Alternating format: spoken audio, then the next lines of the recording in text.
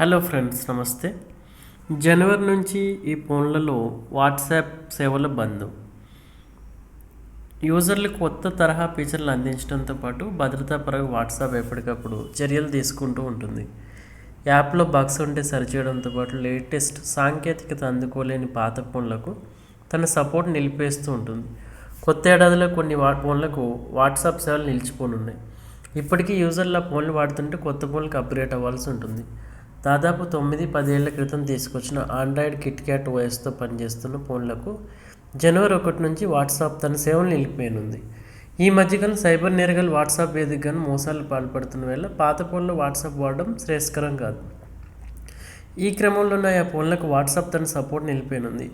OS 15.1 అంతకంటే పాత వెర్షన్లు వాడుతున్న ఐఫోన్లకు తన సపోర్ట్ నిలిపేస్తున్నట్లు వాట్సాప్ తెలిపింది.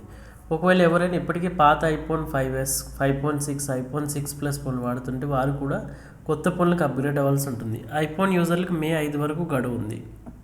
Samsung Galaxy S3, Moto G, HTC One X Plus, HTC Desire 500, HTC Desire 601, Samsung Galaxy Note 2, Samsung Galaxy S4 మినీ, Moto Razr HD, Moto E 2014, LG Optimus G, LG Nexus 4, LG G2 Mini, LG L90, Sony Xperia Z, Sony Xperia SP, Sony Xperia T, Sony Xperia V తదితర ఫోన్లు ఉన్నాయి.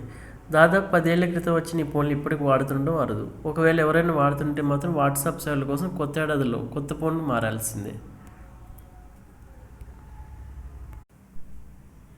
Hello friends, నమస్తే.